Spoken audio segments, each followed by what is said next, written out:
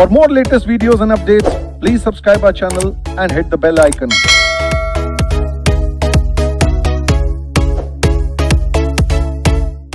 चलिए, हम लोग इस समय जिस एक्ट को पढ़ने जा रहे हैं JIGL में, इसका नाम है राइट टू इंफॉर्मेशन एक्ट। बहुत ध्यान से चीजों को सुनिए, क्योंकि एज यूजुअल अगर आपने कहानी ढंग से सुनी तो फिर इसके भीतर वाले जो चीज है वो सिर्फ और सिर्फ एक इंफॉर्मेशन है, और अगर पूरा चीज ठीक से नहीं सुना तो वो आपके लिए पहाड़ जैसा है। अकेले बैठ करके जो है वो मत्थे उसमें मारते रहिए। तो देखिए, ये जो हमारा एक्ट है, ये एक्ट बेसिकली कहता क्या है? राइट टू इंफॉर्मेशन हमारे कॉन्स्टिट्यूशन में एक एस्पेक्ट है, और ये एस्पेक्ट हमारा है जो कहता है फंडामेंटल राइट्स का। तो फंडामेंटल राइट बेसिकली जो है वो क्या चीज है? तो कहा गया कि फंडामेंटल राइट का मतलब होता है आपके वो अधिकार, बहुत ध्यान से चीजों को सुनिएगा, जो अधिकार आपसे जो है वो सरकार भी नहीं छीन सकती है, उसको क्या बोलते हैं? Fundamental right. एक सिटीजन होने के नाते जो अधिकार आपको मिलते हैं उसको हम लोग क्या बोलते हैं? फंडामेंटल राइट्स कहते हैं।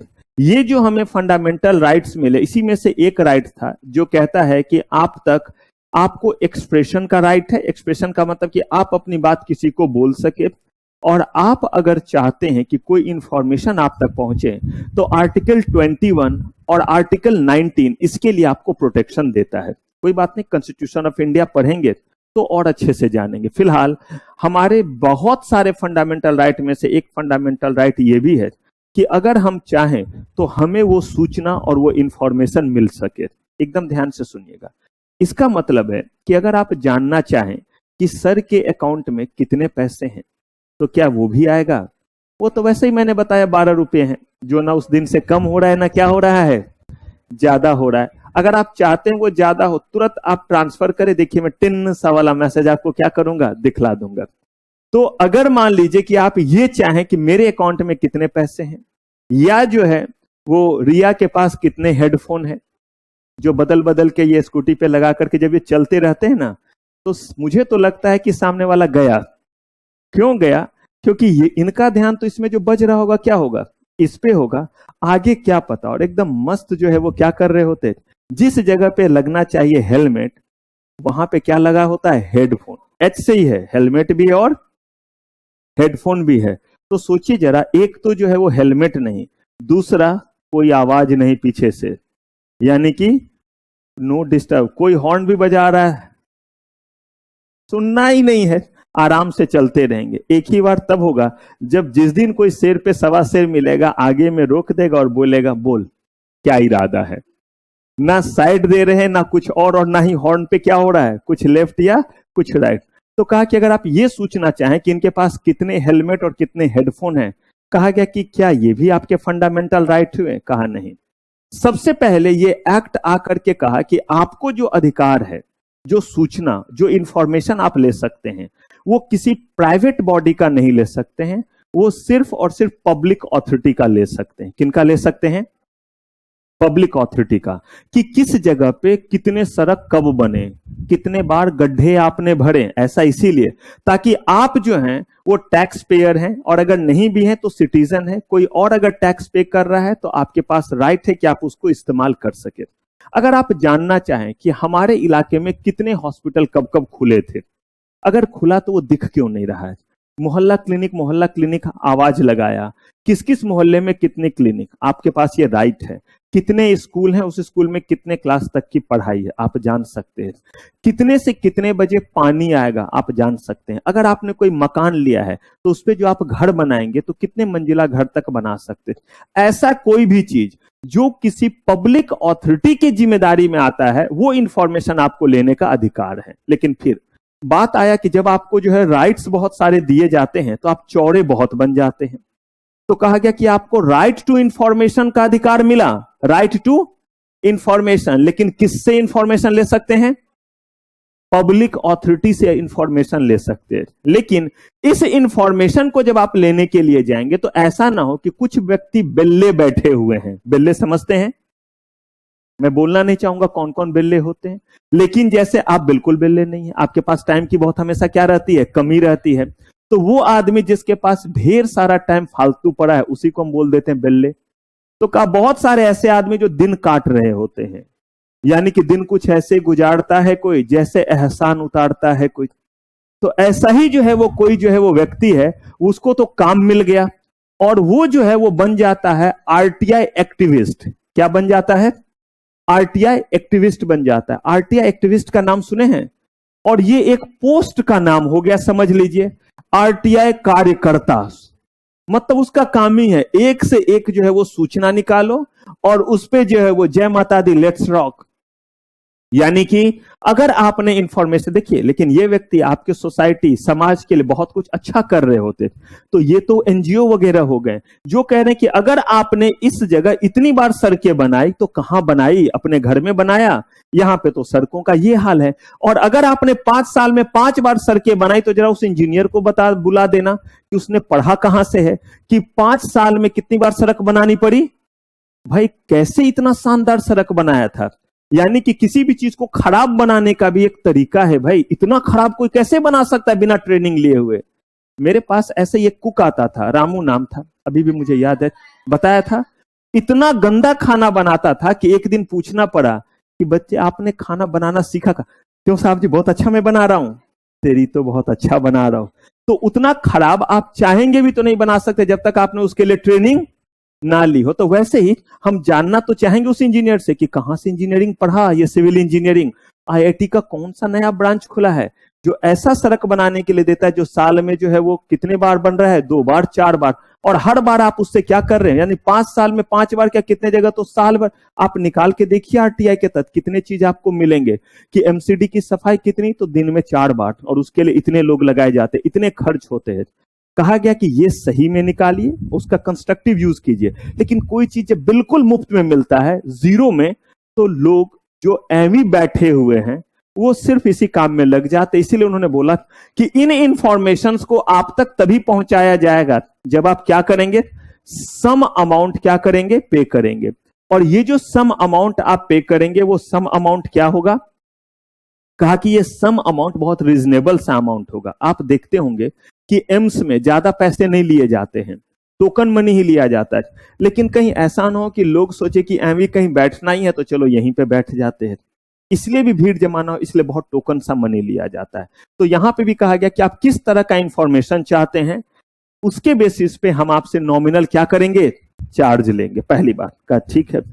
दूसरा कि जब आपको इंफॉर्मेशन का राइट मिला पब्लिक अथॉरिटी के लिए, तो इसका मतलब ये नहीं है कि आप जो भी इंफॉर्मेशन पब्लिक अथॉरिटी का चाहेंगे वो मिल जाए। जैसे बताना इस समय हमारे पास कितने एटम बम है? इंफॉर्मेशन ही तो है, मिनिस्ट्री ऑफ डिफेंस से ही तो मांग रहे, पब्लिक अथॉरिटी में आता है। या अंबानी अडानी है? नहीं, ये तो पब्लिक अथॉरिटी हो गया ना, मिनिस्ट्री ऑफ डिफेंस से मांग रहे कि बताइए हमारे पास जो है वो कितने जो है वो एटम बम है और कितने गिराए हैं कभी कभी और कितने आगे गिराने वाले हैं। कहा कि कुछ ऐसे, अच्छा ये बताइए कि हमारे पास कितने जो है वो अंडर क्रॉप एजेंट है और कहां कहां वो काम कर रहे हैं, जिसको स्लीपिंग सेल भी बोलते हैं। तो जैसे दूसरे देश हमारे पास रखते हैं, हमारे भी देश में बहुत सारे हैं और हमने भी बहुत जगहों पे रखा हुआ है। तो क्या ये इंफॉर्मेशन सही में हम तक पहुंचना चाहिए? कहा गया कि नहीं। कोई भी चीज अगर आपको कहा गया कि आपको एक्सेस दिया गया कि आप मुझसे फोन से पूछ सके कोई चीज, मैंने दिया है आपको, ये नंबर दिया है, पहले ही दिन दिया था, जिनके पास नहीं उनको भी मिला हुआ है ग्रुप पे। लेकिन मैंने बोला भी कि आप चाहें तो फोन पे बात करके मुझसे क्वेश्चन भी पूछ सकते। लेकिन अगर आप देखेंगे तो उसमें एक टाइम भी दिया है कि नॉर्मली 8:45 से 9:15 में मिलूंगा, और नहीं तो फिर आप जो है वो मैसेज कर दीजिए, अगर अवेलेबल रहा तो बात हो जाएगी, नहीं तो उस समय पे फिर बात होगी। लेकिन अब इसका मतलब क्या है कि आप मुझे कभी भी कॉल करेंगे और बोलेंगे सर व्हाट्सएप, तो मैं बोलूंगा एक बार मिल जरा, और फिर बताते हैं व्हाट्सएप और टेलीग्राम और फेसबुक। तो इसका मतलब है कि आप उसका क्या करेंगे? कंस्ट्रक्टिव इस्तेमाल करेंगे। ठीक वैसे ही कहा कि आपको अधिकार जरूर दिए गए, लेकिन उसमें एक लिमिटेशन लगाया गया कि कौन कौन सा चीज आपको जानने का अधिकार नहीं है, और दूसरा जो आपको जानने का अधिकार है वो जो है वो कितना पे करके लेंगे और उसके लिए क्या इंतजाम किया जाए। आप कहते होंगे सर सरकारी विभाग में, सरकार के डिपार्टमेंट में, गवर्नमेंट डिपार्टमेंट में तो ऐसे ही इतने कम लोग होते हैं कि काम कराने के लिए जाओ तो कोई नहीं सुन रहा होता है, और ऐसे में अगर उनके पास जाएंगे और बोलेंगे जरा ये सूचना देना, बोलेगा देखो जरा इनको क्या चाहिए, सूचना। यहां लोग लाइन में खड़े हैं कि इनको पानी का कनेक्शन चाहिए, और ये जो है वो सबसे आगे आए और बोल रहे हैं इनको क्या चाहिए, पहले इनको पानी दूं या आपको सूचना दूं। पॉसिबल? कहा गया कि अगर इनसे 4 क्वेश्चन पूछना शुरू कर दे, क्यों सूचना चाहिए, क्या करने वाले हैं, कुछ गड़बड़ तो नहीं करने वाले हैं, अच्छा जरा आप अपना सारा डिटेल बताइए, अच्छा एक इनका फोटो भी ले लेते, अब मुझे बताइए अगर ऐसा माहौल रहे तो क्या कोई सूचना मांगने जाएगा? तो इनको भी कहा गया कि सबसे पहले इस एक्ट के आते ही आप जो हैं वो अलग से अथॉरिटी अपॉइंट करें, जिनका काम ही यही रहेगा कि उनके पास अगर कोई सूचना मांगने के लिए आता है, इंफॉर्मेशन मांगने के लिए आता है, तो वो क्या करेंगे, इंफॉर्मेशन प्रोवाइड करेंगे।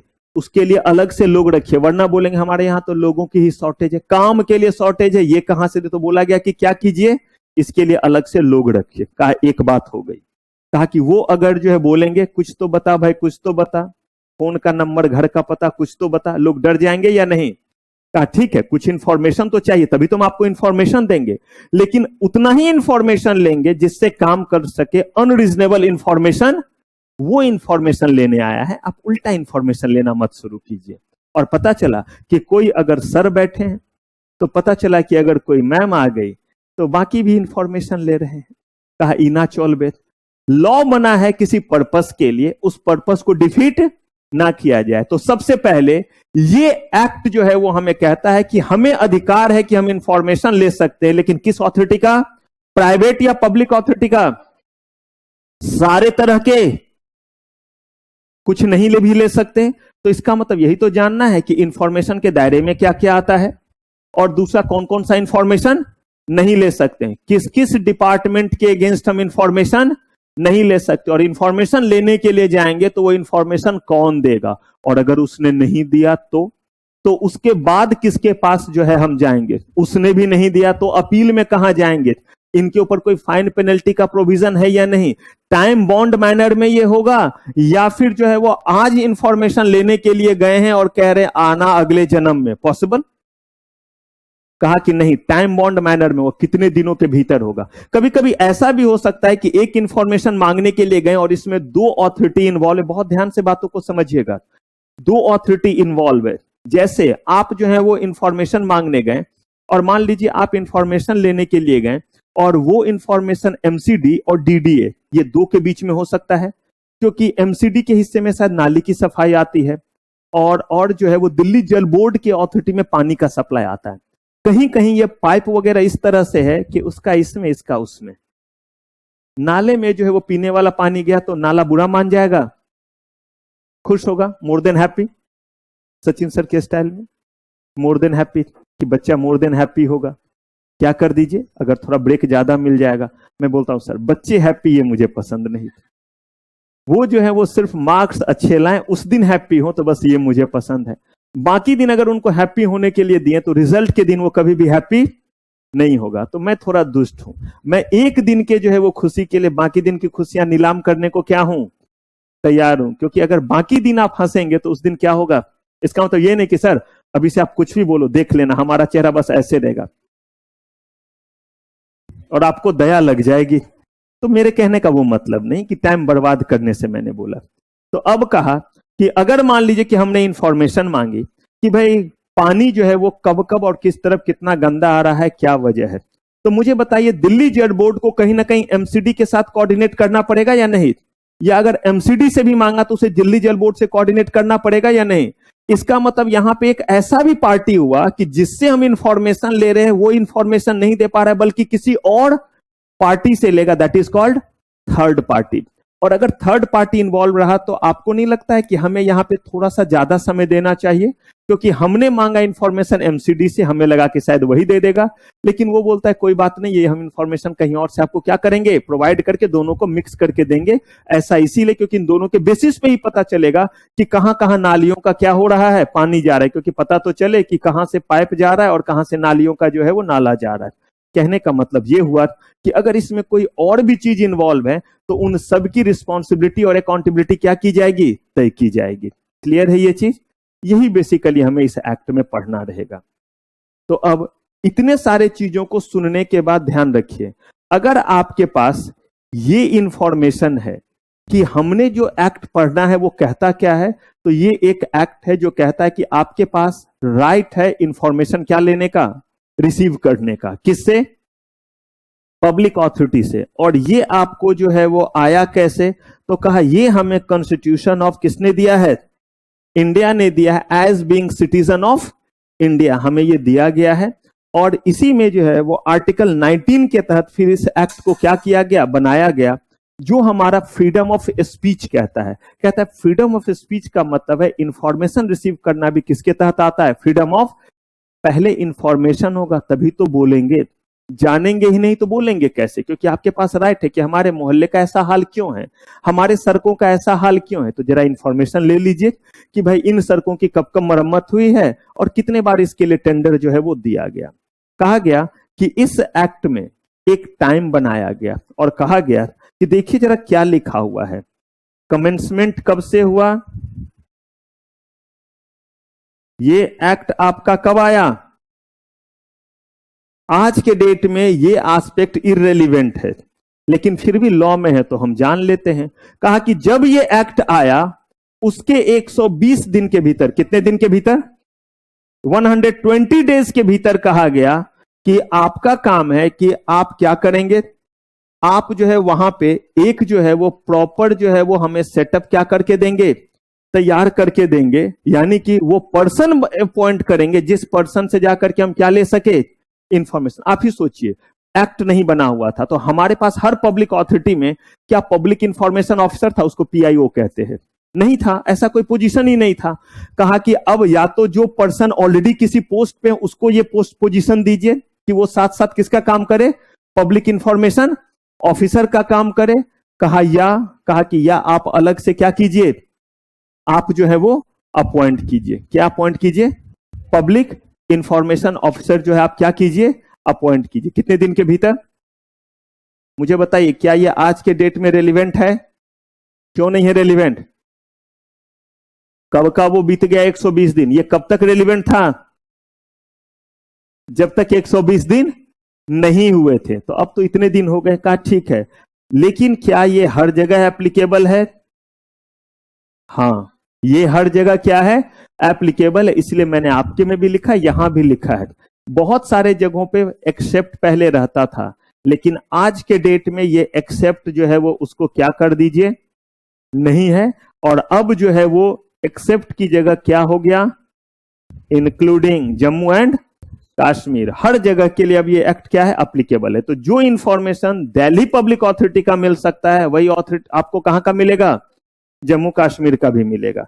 ये सिर्फ और सिर्फ एप्लीकेबल है किसके ऊपर, और साथ ही साथ बोला कि कुछ जगहों पे एग्जम्पशन है, बताऊंगा आपको कि किन किन चीजों में क्या दिया हुआ है, एग्जम्पशन जो है वो आपका दिया हुआ है। तो इसमें सबसे पहला चीज जो जानना है कि हम किस किस चीज को क्या कहेंगे, इंफॉर्मेशन, क्योंकि ये इंफॉर्मेशन आपको क्या करना है, ये इंफॉर्मेशन आपको उनसे रिट्रीव करना है, उनसे ये इंफॉर्मेशन लेना है।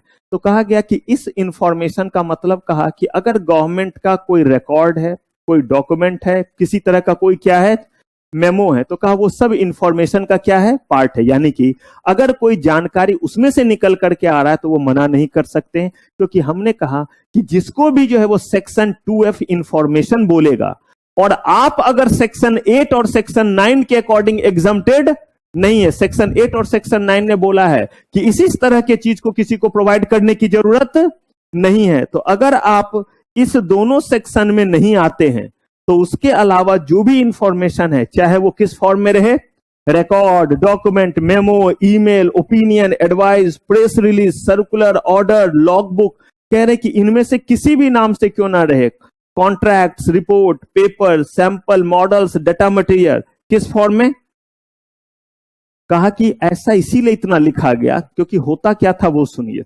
जैसे ही उनसे इंफॉर्मेशन लेने के लिए गए तो वो कह रहे हैं कि ये इंफॉर्मेशन रेस्ट्रिक्टेड तो नहीं है, लेकिन ये इंफॉर्मेशन तो मेमो के फॉर्म में है, हमें तो मेमो आया था, या हमने ये बात तो प्रेस रिलीज में कहा था। अब वो इंफॉर्मेशन नहीं दे रहे, क्यों नहीं दे रहे, क्योंकि राइट टू इंफॉर्मेशन कहता है you are liable to take the information from the public authorities, take the information, और इंफॉर्मेशन के डेफिनेशन में जो है वो प्रेस रिलीज था ही नहीं, तो वो बोल रहे कि इस वाला इंफॉर्मेशन को हम आपको प्रोवाइड नहीं कर सकते। इसलिए जितना नाम समझ में आया, कल के डेट में अगर कुछ और भी आप बोलिएगा तो ये जो है वो सेक्शन में और चीजों को क्या करेंगे, इंक्लूड कर देंगे, ताकि जो है वो डिनाई वो ना कर सके। कहा किस फॉर्म में है ये, इलेक्ट्रॉनिक फॉर्म में। कहा फिजिकल हो चाहे किस फॉर्म में हो, इलेक्ट्रॉनिक फॉर्म में। Information in relation to and लगा हुआ है, साथ ही साथ वो भी इंफॉर्मेशन जो किस बॉडी का है। आप कहीं सर अभी भी आपने बोला प्राइवेट बॉडी का, नहीं, मैंने सत्य बोला था, क्योंकि अब आप इसके आगे का पार्ट पढ़िए। Which can be what, by public authority.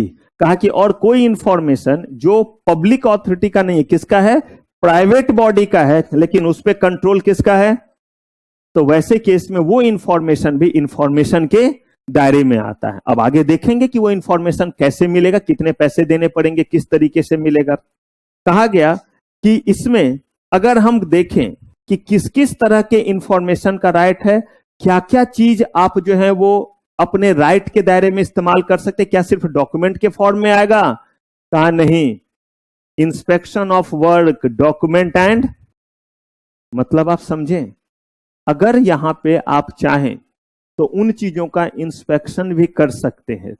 Inspection का मतलब है जाकर के खुद चीजों को क्या करना, देखना, या आप तक डॉक्यूमेंट के फॉर्म में पहुंचाया जाए या किस फॉर्म में पहुंचाया जाए, रिकॉर्ड। लेकिन अगर आप उस चीज का इंस्पेक्शन करने जाते हैं तो वो भी किसका पार्ट हो गया। जैसे आप जो है कंपनी वगैरह का अगर इंस्पेक्शन करना चाहते हैं तो मानेसर वगैरह में फिजिकल फॉर्म में अगर कोई चीज इंस्पेक्ट करना चाहते हैं तो वो आपके दायरे में आता है। आप जाकर के वहां पे क्या कर सकते हैं, इंस्पेक्ट कर सकते हैं, क्योंकि कुछ ओरिजिनल डॉक्यूमेंट होते हैं जो आपको घर पे नहीं भेजे जाएंगे, उसका जेरोक्स भेजा जा सकता है। आप कहते हैं नहीं, मुझे ये चीज क्या करना है, देखना है कि इसका ओरिजिनल एग्जिस्टेंस में है या नहीं है, तो दैट इज कॉल्ड इंस्पेक्शन। आप वहां पे चीजों को देख सकते हैं, पेमेंट करने के बाद देख सकते हैं, पेमेंट करने के बाद उसका क्या ले सकते हैं, एब्स्ट्रैक्ट ले सकते हैं, कॉपी ले सकते हैं, जो रूल बना हुआ रहेगा। देखिए टेकिंग नोट्स, उसमें से कुछ कॉपी करना या उसका कुछ पेज लेना या उसका क्या लेना, जैसे आप जो है वो अपना जो है वो एग्जाम का जो है वो कॉपी मंगाते, that is called certified copy. और उस सर्टिफाइड कॉपी में क्या करते, जो आपका कॉपी था, जो कितने बार मैंने दिखाया है, as it is photocopy करके जब ऑथोरिटी यानी institute of company secretary of India stamp लगा के दे देती है तो it means it is certified. सिर्फ फोटो स्टेट है तो इसका मतलब डॉक्यूमेंट्स और नोट्स आपने लिया है, वो सर्टिफाइड कॉपी नहीं कहलाता। सर्टिफाइड का मतलब है कि किसी ऑथोरिटी ने ये लिख के दिया है कि ये उसी का जो है वो फोटोकॉपी या डुप्लीकेट है। Taking certified sample of material, कोई भी चीज अगर उसका क्या लेना चाहें आप, सैंपल लेना। देखिए हर चीज में ये फिट नहीं होगा सैंपल। आप जो है वो सैंपल अगर लेने जाएंगे, रोड से रिलेटेड इंफॉर्मेशन लेने गए तो सैंपल में क्या एक रोड का इतना बड़ा हिस्सा काट करके भेज देंगे कुरियर करके, कहा गया कि नहीं, जिस जगह पे सैंपल का वर्क रहेगा वहां पे क्या जाएगा, आपका सैंपल जाएगा। जैसे आपने जो बोला कि बताइए कि किस स्टैंडर्ड का जो है वो गेहूं चावल जो है वो लोगों के बीच में क्या किया गया है, डिस्ट्रीब्यूट किया गया, तो वहां पे जो है वो सैंपल का सेंस बनता है। लेकिन अगर बोला जाए कि किस तरह का रोड आपने बनाया है तो वहां पे सैंपल के तौर पे जाएगा और 1 किलोमीटर वाला सड़क काट करके आपके घर पहुंचा देगा, यही सैंपल है। तो इसका मतलब जो चीज कह रहे हैं वो हर जगह एप्लीकेबल नहीं होगा, वो किस नेचर का इंफॉर्मेशन है उसके बेसिस पे करेंगे। Obtaining information in the form of, पहले आता था डिस्केटी, चूंकि लॉ है तो इसको अभी भी जिसको फ्लॉपी पहले बोला करते थे, उसी का जो है वो उससे भी पहले का वर्जन क्या था, डिस्केटी। ये थोड़ा सा आप समझ लीजिए कि वीसीडी और वीसीआर वगैरह पहले देखे थे, नहीं देखा है आप लोगों ने, तो पहले कैसेट हुआ करता था, कुछ ध्यान है, तो उसी तरह का थोड़ा बड़ा सा जो है ये होता था, उसी को जो क्या बोल देते थे, डिस्केटी। आज के डेट में रिकॉर्डिंग के लिए उसका इस्तेमाल नहीं होता। कुछ जगहों पे देखिएगा पुलिस वगैरह का मूवी वगैरह दिखाएगा ना, तो उसमें रिकॉर्डिंग में वैसा ही जो है वो गोल घूमता हुआ वो रील जैसा दिखलाता रहेगा। अब सारे जगह जो है मैग्नेटिक स्ट्रिप का यूज होता है, और पहले वो बिल्कुल वही चक्का जैसा जो है वो दिखता था, वही कहीं कैसेट में, और कैसेट होता था गाने सुनने के। आज के समय में जो है वो कौन सा म्यूजिक, तो विंग, तो दिस म्यूजिक, तो ऐसे कर करके नहीं है, सारे गामा या कौन कौन सा म्यूजिक है ना, चैनल है जहां पे जो जितना मर्जी डाउनलोड कर लो। पहले ऐसा जमाना नहीं था, लोग जो है वो एक दूसरे को ना कैसेट देते थे, और उस कैसेट में भी सिर्फ 10 गाने, 5 इस साइड और 5 इस साइड, बस उतना ही। और वो भी आप लगाएंगे अपने जो है वो टेप रिकॉर्डर में और तब चलाएंगे, और ज्यादा दिन चलने पे उसका हेड गंदा हो जाता था, तो फिर उसको साफ कीजिए और तब चलाइए। अच्छा है, हम लोगों ने सारा जमाना देखा है, मतलब पुराना भी देख लिया और अभी आप लोग वाला तो देख ही रहे। आप लोगों ने ये सब चीज नहीं देखा है। देखा है, पहले किसी के पास अगर वीसीडी वीसीआर होता था तो कैसेट ऐसे डाला जाता था, और उसमें झरझर झरझर झरझर आने लगा तो लोग बोलते थे जल्दी से इसका हेड क्या कर दो, साफ कर दो, तो फिर क्लीन आना क्या हो जाएगा, शुरू हो जाएगा। और अब तो वीसीडी डीवीडी यही सब बनता है। आजकल तो उससे भी हम लोग आगे निकल गए, सब कुछ एक पेन ड्राइव में आ गया, जहां मर्जी लगा दिया और कयामत शुरू कर दिया। सब लोग एक दूसरे का मुंह देख रहे, अगर ये खा रहा है देख कैसे मर के खाने के लिए मरे जा रही थी, देख कितना उस। और हम लोगों ने तो बोला रहता है कि भाई खाने का जरूर रिकॉर्डिंग करना, और खास करके अपने रिलेटिव का, वरना वो क्या बोले, हाँ उस दिन तो मेरा फास्ट था ना। पता नहीं ये झूठ बोल करके मिलना क्या है, मेरा फास्ट था या स्लो था, फास्ट नहीं था, खाने में वो फास्ट थी। इतना तेजी में इतना चीज जो है वो निपटा दिया।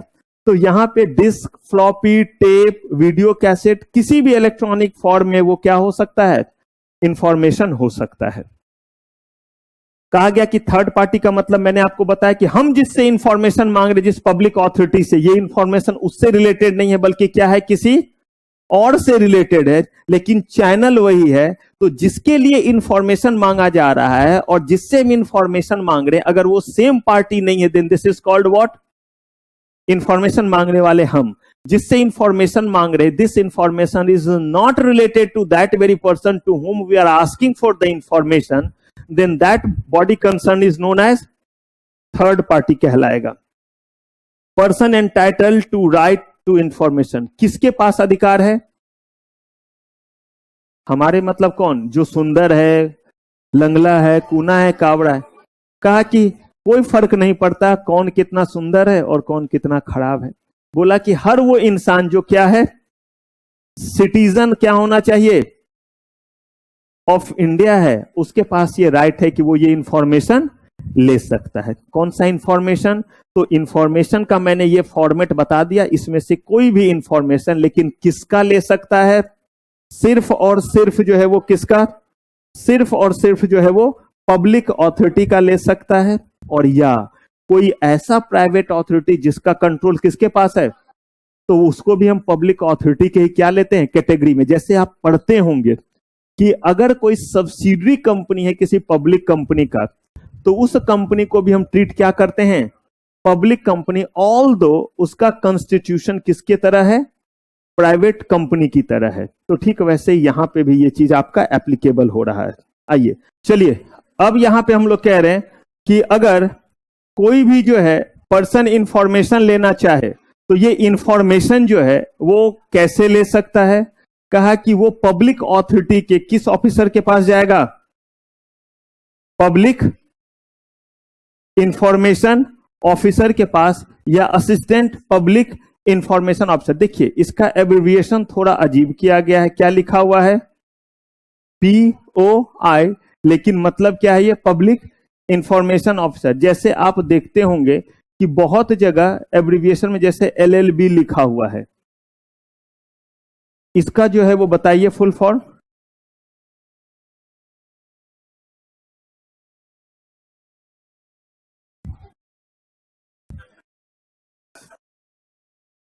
सब लोग अपना हाथ निकाल के रखिएगा, चुल्लू चुल्लू भर दूंगा, और डूब के जरूर मर जाइए।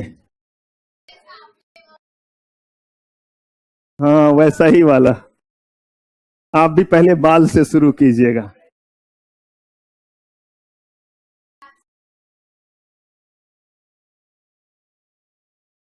Bachelor of law and legislation, ऐसे ही जो है आपका MBBS,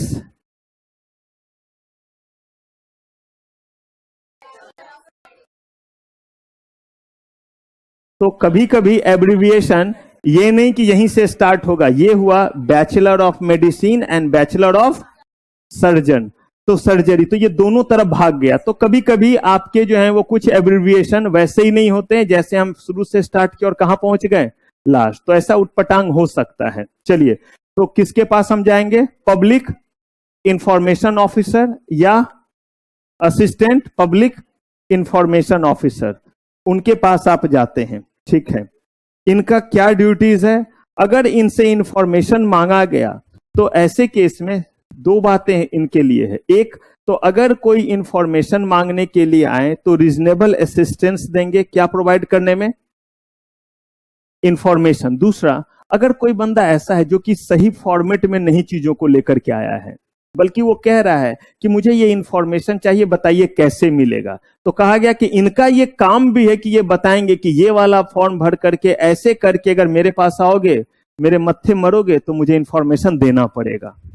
इंफॉर्मेशन भी इन्हीं को देना है और इस बात का भी इंफॉर्मेशन इनको देना है कि ये इंफॉर्मेशन आप कैसे क्या कर सकते हैं, ले सकते हैं। क्योंकि कुछ लोग जो हैं वो उतने क्वालिफाइड नहीं है कि उनको पता रहेगा कि कौन सा वाला फॉर्म कितने रुपए का, ऑर्डर लगा करके कितने रुपए का, फीस लगा करके किस फॉर्मेट में उनसे क्या किया जाए, मांगा जाए।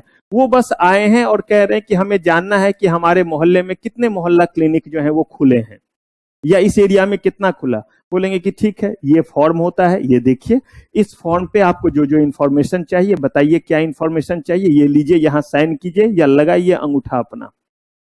वो भी ले सकते हैं। कहीं कोई एलिजिबिलिटी क्राइटेरिया नहीं है कि इतने पढ़े लिखे व्यक्ति ही क्या ले सकते हैं, इंफॉर्मेशन ले सकते हैं। तो पहला, इंफॉर्मेशन मांगने जाए तो इंफॉर्मेशन दे, और दूसरा क्या करे, मदद करे और उसको राइटिंग में जो है वो तैयार कर दे, क्योंकि वो बंदा गया लिखना नहीं आता है, उन्होंने पूछा और ये बताएंगे उन्हें। The applicant shall not be required to give what, any reason for what requesting the information. बोला गया कि कहीं भी किसी भी तरह का कोई भी जो है वो और इंफॉर्मेशन देने का, यानी कि जो व्यक्ति इंफॉर्मेशन लेने के लिए गया है उसका आप जो है वो रैगिंग लेना शुरू नहीं कर सकते हैं। और कहीं उसे ये बताने की जरूरत नहीं कि मुझे ये इंफॉर्मेशन क्यों चाहिए। एवी, यहां पे आप एवी बोल सकते हैं। जैसे मैं आपसे कभी पूछूं कि भाई आप ठीक से पढ़ाई क्यों नहीं करते हैं, तो वहां पे मत बोलिएगा एवी। लेकिन अगर यहां जा रहे हैं और एवी बोलना आपको बहुत पसंद है, तो ऐसे केस में आप यहां बोल सकते हैं। अगर वो पूछते हैं कि भाई जरा बताइए आपको ये इंफॉर्मेशन क्यों चाहिए, एवी, और उनको क्या करना पड़ेगा, ये इंफॉर्मेशन। आप उनसे कहते हैं कि मुझे ये इंफॉर्मेशन चाहिए लेकिन मुझे फॉर्म भरना नहीं आता है, और उन्होंने पूछा क्यों चाहिए, तो आपने बोला एवी, और उसके बाद वो ये नहीं कह सकता एवी चाहिए तो भरो फॉर्म और खुद से करो। उसके बावजूद भी उनको क्या करना पड़ेगा, उन चीजों को रिड्यूस करना पड़ेगा। किसमें, मतलब वो लिखेंगे आपके बदले में। तो ये किनकी ड्यूटीज, तो याद रखिए, जो इंफॉर्मेशन लेने गया है उससे अनरीजनेबल कोई चीज पूछा नहीं जा सकता, उससे उतना ही पर्टिकुलर्स लेना रहेगा जिससे उस तक चीज को पहुंचा सके। भाई कहीं तो भेजेंगे इस डॉक्यूमेंट को, तो वो एड्रेस बताइए, पता बताइए, किसके नाम से ये जाना रहेगा। कह रहे any person who desire to obtain any information shall make request in writing और थ्रू व्हाट, इलेक्ट्रॉनिक मीन्स। वो लैंग्वेज इंग्लिश हो सकता है, वो हिंदी हो सकता है। अगर वो ऑफिस, कौन सा ऑफिस, वो पब्लिक अथॉरिटी का ऑफिस जिससे आपको क्या चाहिए, इंफॉर्मेशन चाहिए, अगर वहां का ऑफिशियल लैंग्वेज अगर कोई लोकल लैंग्वेज भी है, बहुत जगह ऐसा होता है, ग्रामीण इलाकों में बहुत सारे काम जो है वो वहां का ऑफिशियल लैंग्वेज, वहां का लोकल लैंग्वेज भी हो जाता है। अगर महाराष्ट्र में है तो मराठी में भी होता है, कुछ जो है लोकल लेवल पे जो काम होते हैं, चाहे तो आप उस लैंग्वेज में भी इंफॉर्मेशन क्या कर सकते हैं, एप्लीकेशन दे सकते हैं और उस लैंग्वेज में इंफॉर्मेशन को मंगा सकते हैं, बशर्ते वो ऑफिशियल लैंग्वेज उस एरिया का होना चाहिए। और किनसे ले सकते हैं, या तो पब्लिक इंफॉर्मेशन ऑफिसर से या असिस्टेंट पब्लिक इंफॉर्मेशन ऑफिसर से ले सकते हैं।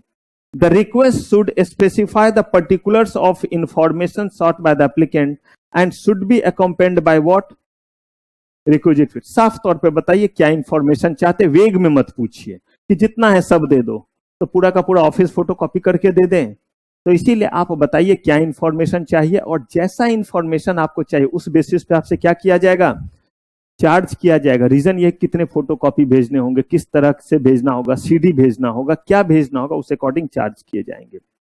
कहा गया कि डिस्पोजल ऑफ रिक्वेस्ट, यानी कि आपने इंफॉर्मेशन किससे मांगा, पब्लिक इंफॉर्मेशन ऑफिसर या फिर असिस्टेंट पब्लिक इंफॉर्मेशन ऑफिसर, इनको बोला गया कि देखिए भाई ज्यादा से ज्यादा कितना समय लगाइए। अगर आपने इंफॉर्मेशन मांगा किससे? पब्लिक इंफॉर्मेशन ऑफिसर से। अगर जो है वो आपने ये इंफॉर्मेशन मांगा किससे? असिस्टेंट पब्लिक इंफॉर्मेशन ऑफिसर से। दो अलग अलग जगह अलग अलग एब्रिविएशन आ रहे हैं, चेक कर लेंगे। मुझे जहां तक लगता है कि इनका एब्रिविएशन बिल्कुल जनरल जाता है, जैसे APIO। हो सकता है कहीं एरर हो तो उसको छोड़ दीजिएगा, एक ही लेकर के चलेंगे। और जैसे यहाँ पे असिस्टेंट पब्लिक इंफॉर्मेशन ऑफिसर, तो हम लोग चेक भी कर सकते हैं इसको कहीं पे भी। तो इसमें उटपटांग एब्रिविएशन नहीं है वैसे, जहां तक मुझे याद है। इसका एब्रिविएशन क्या है? नॉर्मल है, assistant public information officer and public information officer. अगर आपने इंफॉर्मेशन के लिए किसको रिक्वेस्ट किया? पब्लिक इंफॉर्मेशन ऑफिसर को, तो कितने दिन में? 30। ये सब MCQ का क्वेश्चन है। और अगर आपने ये जो है वो किसको रिक्वेस्ट किया, क्योंकि फिर वो वहां से वो किनके पास भेजते हैं? पब्लिक इंफॉर्मेशन ऑफिसर के पास। तो इसीलिए 5 दिन का यहाँ पे क्या रखा गया है? एक्स्ट्रा टाइम रखा गया, ताकि आपको दिक्कत ना हो, आपको नहीं जाना पड़े पब्लिक इंफॉर्मेशन ऑफिसर, क्योंकि वहां पे यही हायरार्की अवेलेबल था। पब्लिक इंफॉर्मेशन ऑफिसर शायद दूसरे वाले ऑफिस में बैठते हो जो वहां से क्या हो, दूर हो, तो आप इनके पास भी जा सकते हैं। 35 डेज। अगर कोई चीज अर्जेंसी का रहा और किसी के फ्रीडम, लिबर्टी, अरेस्ट इस तरह से रिलेटेड रहा कि अगर ये इंफॉर्मेशन नहीं मिला तो सामने वाले को शायद अरेस्ट किया जा सकता है, या उसके बेसिस पे कोई इस तरह का जो है वो कंफ्यूजन क्रिएट हो रहा है, तो उस केस में कितना समय दिया गया है? तो इसका मतलब असिस्टेंट पब्लिक इंफॉर्मेशन ऑफिसर के पास गए तो कितने दिन में? 35 डेज में। अगर यही आप किनके पास गए? पब्लिक इंफॉर्मेशन ऑफिसर, तो कितने दिन में? अगर ये अर्जेंसी का रहा तो, और अर्जेंसी में ये नहीं कि मुझे ट्रेन पकड़ना है या मुझे जो है वो जल्दी से जाना है, मेरा जो है वो पिज्जा आ गया होगा, ठंडा हो जाएगा, ये सब अर्जेंसी का पार्ट नहीं होता है। अगर कोई चीज ऐसा है जिसमें किसी का फ्रीडम, अरेस्ट, डिटेंशन, ऐसी बातें, तो कितने घंटे का टाइम है आपके पास? 48 आवर्स का टाइम है। No action on application is deemed. 30 दिन में अगर कोई जवाब नहीं मिला तो इसका मतलब हमने माना कि आपके तरफ से क्या है? आपके तरफ से ना है और आप रिफ्यूज कर रहे हैं। And now we are capable and we are applied for that one, कि हम क्या कर सकते हैं उसके लिए? We are eligible to apply for appeal. हम अपील के लिए क्या कर सकते हैं और आपके अगेंस्ट एक्शन ले सकते हैं। कितने दिन में? जो आपको टाइम दिया हुआ था। असिस्टेंट पब्लिक इंफॉर्मेशन ऑफिसर के पास 35 दिन तक कोई कम्युनिकेशन नहीं हुआ, क्या मानेंगे? आपकी तरफ से ना है। पब्लिक इंफॉर्मेशन ऑफिसर के पास और आपकी तरफ से कोई जवाब नहीं आया 30 दिन में, क्या मानेंगे? अर्जेंसी का है, 48 आवर्स में कोई जवाब नहीं, क्या मानेंगे? कि इसका मतलब आपकी तरफ से ना है। If interest of third party are involve, तो वैसे केस में जो है वो कितने दिन तक? कह रहे हैं कि maximum time plus time given for representation, यानी कि यहां पे हमने 10 दिन का क्या लिया है और एक्स्ट्रा टाइम लिया। और ये कौन सा टाइम हुआ? क्योंकि मैंने आपको बोला कि आपने इंफॉर्मेशन जो मांगा वो मांगा म्युनिसिपल कॉर्पोरेशन ऑफ दिल्ली से, MCD से, और उसका कुछ हिस्सा जो है वो किसके पास जा रहा है? मान लीजिए कि दिल्ली जल बोर्ड के पास। तो अब ये उनको भेजेंगे ना, यहां तो आपने दिया था, ये उनको भेजेंगे कि देखिए भाई इसमें जो कुछ पार्ट है वो आपके इंफॉर्मेशन का, वो आप दीजिए, हम अपना वाला देंगे, दोनों कंपाइल होकर के जाना रहेगा। तो बताइए थोड़ा टाइम ज्यादा लगेगा या नहीं? तो उस केस में कितने दिन एक्स्ट्रा और किया है? 10 डेज का टाइम एक्स्ट्रा किया है। अब ये सारा का सारा आपको MCQ में याद रहना चाहिए। अब कह रहे हैं कि कौन कौन सा ऐसा इंफॉर्मेशन है जो इस एक्ट के दायरे के क्या है? इसका मतलब क्या हुआ कि आप इसमें चौधरी बनने ना आए, यानी कि ये नहीं कि लिखना उखना भी नहीं आता है और मजे से जाएंगे और बोलेंगे कि जरा बताना हमारे पास जो है वो कौन कौन सा जो है वो बम है, कौन कौन सा जो है वो तोप है, सब जरा लिख करके देना। और बोल रहे हैं कि अच्छा मांगो क्या इंफॉर्मेशन चाहिए। बोला नहीं, वो लिखना पढ़ना नहीं आता है, आप उसको जो है वो रिड्यूस करो इन राइटिंग, और मैं लगाऊंगा उस पर अंगूठा, और चीज जो चाह रहा हूं वो चौधरी वाला। तो बोला गया ई ना चौलबे, हम आपकी मदद जरूर करेंगे लेकिन सिर्फ उन इंफॉर्मेशन के लिए जिन इंफॉर्मेशन के लिए आप क्या हैं? एंटाइटल हैं।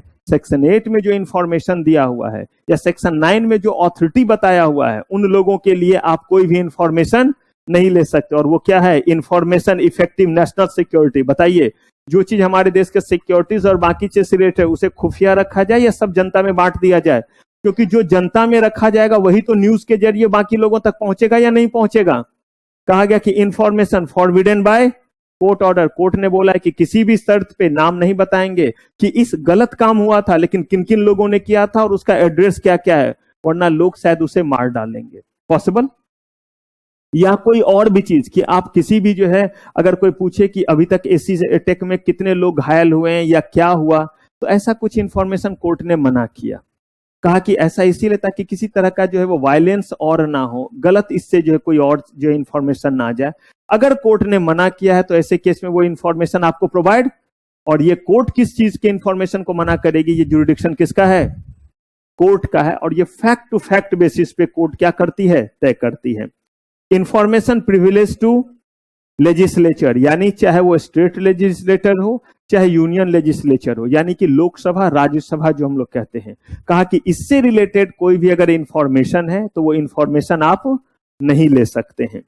Trade secret intellectual property right, जरा सोचिए, अगर किसी ने बोला कि मुझे इसका सारा फॉर्मूला बताना, किस चीज का, पेटेंट जो लिया गया है, याद है मैक्सिमम लोग हैं मॉड 2 वाले, पेटेंट में फॉर्मूला ही तो है वो, ये फॉर्मूला आपने बताया है या नहीं कंट्रोलर ऑफ पेटेंट को, बताया है तभी तो आपको क्या मिला हुआ है, पेटेंट मिला हुआ है। लेकिन अब कोई आए और पेटेंट ऑफिस तो पब्लिक अथॉरिटी हो गया, वो आकर के बोले कि मुझे बताना कि इस दवा का इन्होंने जो है जो पेटेंट लिया उसका क्या फॉर्मूला है, तो बोला गया कि नहीं, ये सिर्फ और सिर्फ उस पर्सन के लिए यही फॉर्मूला ही तो बचाना है, और इसी का इंफ्रिंजमेंट ना हो, तभी तो इतने सारे क्या बनाए गए हैं उसके लिए, एक्ट बनाए गए हैं प्रोटेक्ट करने के लिए। कहा कि trade secret intellectual property right, इन तरह के चीजों को पब्लिक में डिस्क्लोज, इसका मतलब ये मत समझिएगा कि वो चीज पब्लिक को नहीं बताया जाएगा, लेकिन वो चीज बनाने के लिए कितना ग्राम जो है वो सोडियम, कितना पोटासियम, कितना क्लोरीन, कितना बेंजामिन, और कैसे उबाला जाता है, कब सुखाया जाता है, कब क्या किया जाता है,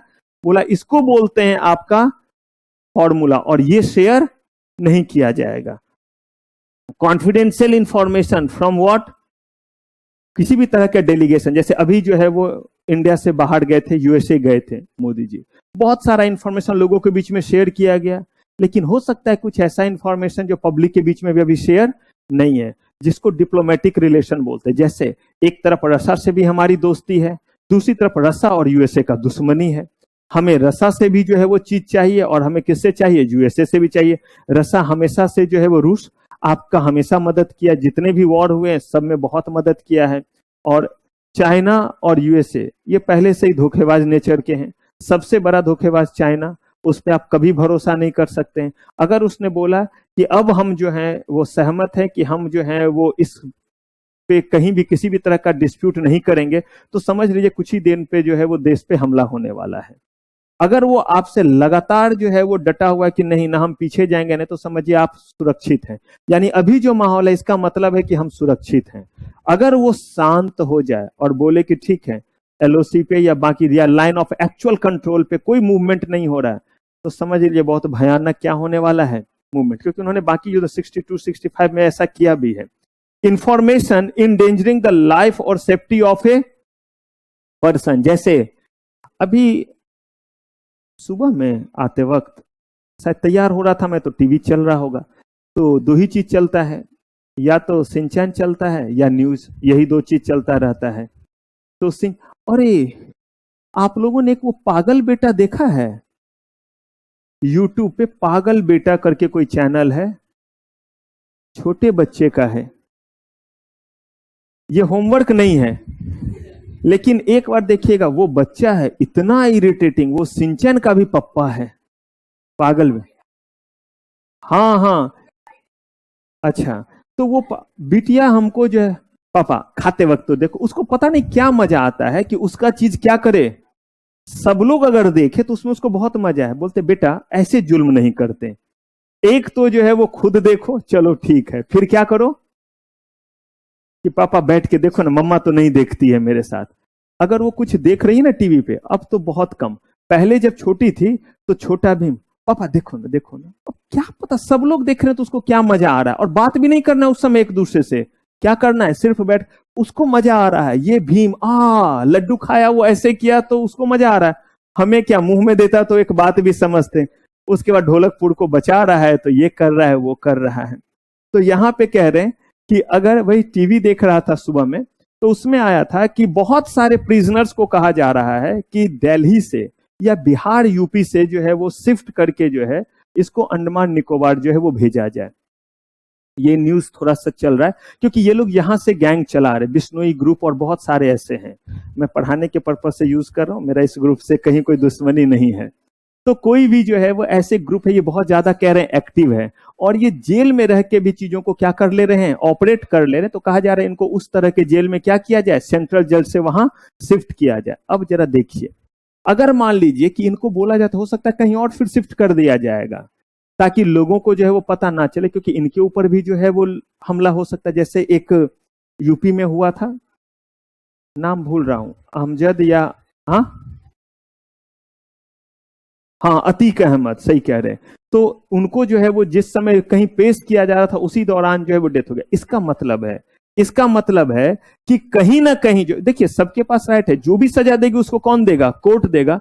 किसी को लॉ एंड ऑर्डर को हाथ में लेने का राइट नहीं दिया गया, कहा गया। इसीलिए कोई भी ऐसा इंफॉर्मेशन जो किसी के लाइफ या सेफ्टी के लिए क्या है, खतरा है, ऐसा कोई भी इंफॉर्मेशन आपको शेयर नहीं किया जाएगा। जैसे कसाब, अभी तो नहीं, लेकिन जब था कि कसाब को किस जेल में रखा जा रहा है, क्योंकि हो सकता है बहुत सारे लोगों के फैमिली को उसने मारा था, तो उसी में से कोई होगा जो क्या बोलेगा कि जी के करना क्या है, मेरे घर के कोई मेंबर ही नहीं बचे, मैं इसको मार के रहूंगा।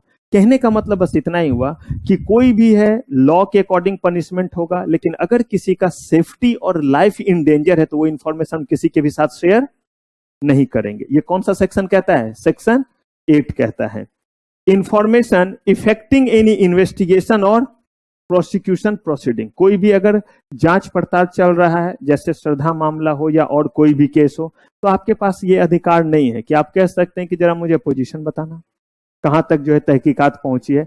कहा गया कि ये चीज आपके पास नहीं है, ये चेन बना हुआ किस अथॉरिटी के पास जाएगा। कैबिनेट का कोई भी जो है वो पेपर, कौन सा बजट, कौन सा कानून, किस में टैक्स बढ़ा रहे हो, किस में कम कर रहे हो, किस पे जो है वो ड्यूटी कम होगा, किस पे ज्यादा होगा। Information invading the privacy of what individual, और जो किसी भी इंडिविजुअल के प्राइवेसी को क्या करे, जैसे ये पर्सन कब कब कहां कहां छुट्टियां मनाने किनके साथ गए थे, चाहे भले वो कोई मिनिस्टर ही क्यों ना हो। कहा गया कि ये इंफॉर्मेशन उनका पर्सनल है, ऐसा कोई भी इंफॉर्मेशन शेयर नहीं किया जाएगा। अगर कोई ऐसा इंफॉर्मेशन है जिसको जब आप मांग रहे हैं तो उसमें कुछ पार्ट है जो सेक्शन 8 की तरफ जाता है, यानी रिस्ट्रिक्टेड में, और कुछ ऐसा है जो फ्री है, तो वैसे केस में क्या किया जाएगा। इंटेलेक्चुअल इंटरप्रिटेशन क्या कहता है, वो इंफॉर्मेशन सीधे रिजेक्ट कर दिया जाए। आपने रिक्वेस्ट दिया कि मुझे ये इंफॉर्मेशन बताया जाए, उसमें सेक्शन 8 के वो इंफॉर्मेशन है जो रेस्ट्रिक्टेड है, it can not be disclose among the people, और कुछ ऐसे हैं जो पब्लिक के लिए अवेलेबल हैं। बताइए क्या किया जाए। हाँ, तो बिल्कुल सही आपने इंटरप्रेट किया, कहा कि जो रेस्ट्रिक्टेड है वो नहीं मिलेगा, लेकिन आउटराइटली पूरे के पूरे एप्लीकेशन को हम रिजेक्ट नहीं करेंगे, हम लिख देंगे as per section 8 it can not be provided, और ये इंफॉर्मेशन डिस्क्लोज किया जा सकता है, और ये लीजिए ये इंफॉर्मेशन हम आपको प्रोवाइड कर रहे हैं। हु इज एक्सक्लूडेड, अभी हमने पढ़ा था कि कौन सा इंफॉर्मेशन नहीं ले सकते हैं, और अब हम बेसिकली बोल रहे हैं कि किस बॉडी को जो है वो पब्लिक अथॉरिटी के दायरे से क्या किया गया है। ये ऐसा नहीं कि पब्लिक अथॉरिटी नहीं है, भयंकर पब्लिक अथॉरिटी गवर्नमेंट के ही विंग है, लेकिन कहा गया कि इस एक्ट के लिए हम इसको क्या नहीं मानेंगे, और अगर इसको पब्लिक अथॉरिटी नहीं मानेंगे तो इससे रिलेटेड क्या कोई इंफॉर्मेशन आप ले सकते हैं। कहा गया कि नहीं। अभी जो हमने पढ़ा था वो था कि किस किस तरह का इंफॉर्मेशन जो है वो नहीं लेंगे, और अब पढ़ रहे हैं कि किस अथॉरिटी का कोई भी इंफॉर्मेशन आप नहीं लेंगे, और उसमें से देखिए कौन से अथॉरिटी हैं। Information bureau, research and analytical wing raw, जो हमारे देश का खुफिया बॉडी है। डायरेक्टोरेट ऑफ रेवेन्यू इंटेलिजेंस, कहां छापेमारी की जाएगी, पूछे जरा इनसे, इंफॉर्मेशन ले, पब्लिक अथॉरिटी है, आज कहां रेड मारने वाले हो, किसके घर पे रेड मारने, बोला कि कुछ भी नहीं, इससे कोई भी रिलेटेड कोई इंफॉर्मेशन आप नहीं ले सकते हैं। सेंट्रल इकोनॉमिक इंटेलिजेंस ब्यूरो, आने वाले दिनों में किस तरह का इकोनॉमिक पॉलिसी बनाने वाले हैं। ये इनसाइडर जैसा चीज नहीं हो गया, क्योंकि इसी से तो मार्केट सारा ड्रिवन होता है। डायरेक्टरेट ऑफ व्हाट, इंफॉर्मेशन, बताऊंगा आपको। ईडी, इन्फोर्समेंट डायरेक्टरेट भी बोलते हैं। फेमा के कहिए जो अथॉरिटी हुए फेमा के अकॉर्डिंग, फॉरेन एक्सचेंज मैनेजमेंट के अकॉर्डिंग, और आपका prevention of money laundering act के अकॉर्डिंग, यही अथॉरिटी होते हैं जो बहुत सारे मामलों में पूछताछ के लिए हमेशा सुनते होंगे कि ईडी जो है उसका गलत इस्तेमाल जो है वो गवर्नमेंट कर रही है, मतलब अपने सेंट्रल एजेंसीज का गलत इस्तेमाल कर रही। तो ईडी जो है वो फॉरेन एक्सचेंज मैनेजमेंट के मामलों में, यानी कि अगर इंडिया से बाहर पैसे वगैरह का लेन देन का गड़बड़ी है, और दूसरा मनी लॉन्ड्रिंग का अगर कोई मामला है कि आप गलत तरीके से पैसे कमाए हैं और गलत तरीके के बिजनेस में उसका क्या कर रहे हैं, इस्तेमाल कर रहे हैं। नारकोटिक्स कंट्रोल ब्यूरो, कितना अफीम, कितना चरस, कितना गांजा किस डिपार्टमेंट के पास कहां पे रखा हुआ है, समझ रहे हैं। ये इंफॉर्मेशन जान करके आप क्या करेंगे, वहां पहुंच करके बोलेंगे जय माता दी, अच्छा लगा मिल करके। क्या ये इंफॉर्मेशन का कोई सेंस बनता है? तो बोला गया कि ये इंफॉर्मेशन, ये डिपार्टमेंट को ही हमने आपके दायरे से क्या रखा हुआ है, बाहर रखा हुआ है। Aviation research centre, aviation research centre में एयरफोर्स भी आते हैं और सिविलियंस वाले भी आते हैं। कहा गया कि ये इंफॉर्मेशन इसलिए अलग रहेगा कि कौन हवाई जहाज कितने लॉन्गिट्यूड, कितने लैटिट्यूड पे मूव करता है। आप कहेंगे कि ये क्या मतलब हुआ। मुझे एक चीज बताइए, कभी आपने सोचा है कि जैसे ट्रैफिक रूल है तो रोड पे कुछ चल रहा होता है तो उसके रूल हैं या नहीं है, red light, signal, crossing, zebra crossing, क्योंकि बहुत तरह के लोग चलेंगे। ऐसे ही हवा में अगर कोई चीज जा रहा है तो जिसको मर्जी अपना एकक प्लेन सब लिया और सब उड़ गया, चलो जी थोड़ा थोड़ा जैसे घूम रहे हैं, क्या ऐसे होगा? तब तो फिर हेड ऑन कॉलिजन होगा, नहीं हो जाएगा। कहा गया कि नहीं, उसका रूट डिफाइन है, कितने पे कौन सा, कहां की फ्लैट है तो वो कितने हाइट पे कहां से गुजरेगा। ऐसा इसीलिए ताकि उस समय अगर कोई ड्रिलिंग वर्क हो रहा हो, ड्रिलिंग मीन्स एयरफोर्स का कोई मॉक ड्रिल हो रहा हो, या हमें उस समय जो है वो कहीं और जाना रहे, हमें का मतलब गवर्नमेंट वगैरह के किसी बॉडी को किसी जगह जाना रहे, तो वो पाथ पहले से डिफाइन रहेगा। अदरवाइज जितने स्पीड में वो होते हैं, अगर वो अपने लॉन्गिट्यूड लैटिट्यूड पे नहीं रहेंगे, मतलब इस हाइट पे ये तो इस हाइट पे ये, तो ऐसे केस में कहीं जाएंगे और टकराएं तो जरा सोचिए। या एक दूसरे से एक खास डिस्टेंस से वो गुजरना चाहिए, मतलब वाइब्रेशन से ही दोनों जो है वो क्या हो जाएगा, दोनों का बैलेंस खराब। कहा गया कि ऐसा कोई भी इंफॉर्मेशन तो ये हम आपको बता दें ताकि टेररिस्ट वगैरह जो है वो बिंदास जो है वो धमाका कर दे कि इतने डिग्री पे ये और इतने डिग्री पे ये, यहां से सेट करो और इतने बजे छोड़ दो। कहा गया कि ये सब चीज क्या है, इस दायरे के बाहर है। स्पेशल फ्रंटियर फोर्स, इन सब की जरूरत होती है जब कहीं ना कहीं किसी भी तरह का डिजास्टर, या कहिए कोई भी जो है जैसे कारगिल जैसा समय आ गया, या किसी जगह पे दंगा, जैसे अभी आपका जो है वो मणिपुर में जो स्थिति, उस जगहों पे इन चीजों को भेजा जाता है। बीएसएफ बॉर्डर सिक्योरिटी फोर्स हो गया, सेंट्रल रिजर्व पुलिस फोर्स हो गया, इसमें जो है तिब्बतियन भूटानियन पुलिस, ये दो देश, हाँ इसमें जो है वो बॉर्डर वगैरह को लेकर के जो है वो पुलिस वगैरह होते हैं। सीआईएसएफ हो गया, नेशनल सिक्योरिटीज गार्ड, ये तो हाईली कस्टमाइज होते हैं। असम राइफल, ये सब देश के सुरक्षा से जुड़े हुए जो है अलग अलग फोर्सेज हैं।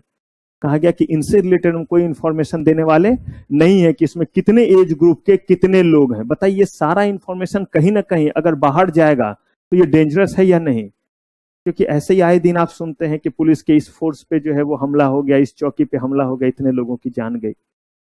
अब कहा गया कि आप तक इंफॉर्मेशन जो है वो पहुंचे, और जो इंफॉर्मेशन आपने मांगा है वो सही समय पे पहुंचे। इसको रेगुलेट करने के लिए कोई ना कोई क्या होना चाहिए, बॉडी होना चाहिए, कोई ना कोई क्या होना चाहिए, अथॉरिटी होना चाहिए। तो दो लेवल पे जो है वो अथॉरिटी बनाया गया। एक बनाया गया सेंट्रल इंफॉर्मेशन कमीशन, किस लेवल पे, सेंट्रल लेवल पे, और स्टेट लेवल पे हर स्टेट के लिए क्या बनाया गया, स्टेट इंफॉर्मेशन कमीशन। तो पहले जो हम बात कर रहे हैं वो कर रहे हैं सेंट्रल इंफॉर्मेशन कमीशन की बात कर रहे हैं। कहा गया कि इनको जो है कंस्टिट्यूट कौन गवर्नमेंट करते हैं, सेंट्रल का है तो कौन करेंगे, सेंट्रल गवर्नमेंट करेंगे। कहा कि इसमें जो है जो बॉस होंगे उनका नाम है चीफ इंफॉर्मेशन ऑफिसर, और बाकी जो लोग होंगे वो कहलाते हैं सेंट्रल इंफॉर्मेशन कमिश्नर कहलाते हैं। और कहा गया कि इनकी संख्या 10 से ज्यादा नहीं हो सकती है। मतलब ये जो ऑफिस है सेंट्रल इंफॉर्मेशन कमीशन का जो ऑफिस है उसमें एक बॉस होंगे जिनको बोलेंगे चीफ सेंट्रल इंफॉर्मेशन कमिश्नर हो गए, और इसके अलावा और भी लोग होंगे जिनको हम क्या पुकारते हैं, सेंट्रल इंफॉर्मेशन कमिश्नर। ये सब के सब मिलकर के कितने होंगे, कहा गया कि किसी भी शर्त पे 10 से ज्यादा नहीं होंगे। जरूरत नहीं है तो 4 होंगे, 5 होंगे। जरूरत बढ़ता गया तो क्या होगा? बढ़ता जाएगा, लेकिन 10 से ज्यादा नहीं होंगे। कहा गया कि these are appointed by home, और किसके रिकमेंडेशन पे? तो कहा गया कि रिकमेंडेशन जो होगा वो जो रूलिंग पार्टी का हेड हो गया प्राइम मिनिस्टर, ओपोजिशन पार्टी जो है वो उनके भी जो है वो क्या होंगे? पर्सन होंगे, और union cabinet minister nominated by prime minister. इसका मतलब है कि जो उस समय रूलिंग गवर्नमेंट है उसके भी और जो ऑपोजिशन है उसके भी, और इन दोनों के ही रिकमेंडेशन पे कौन अपॉइंट करेंगे? प्रेसिडेंट ऑफ इंडिया, ताकि अनबाइस्ड लोगों को किया जा सके। अब ये सच कितना है नहीं पता। हेडक्वार्टर सच का मतलब कितने अनबाइस्ड आते हैं। देखिए ये हमेशा से रहा है, जो भी पक्ष सत्ता में रहती है वो कहीं ना कहीं, चाहे वो सेंट्रल एजेंसी हो चाहे और कोई भी एजेंसी हो, कहीं ना कहीं उसका उस पर क्या हो जाता है?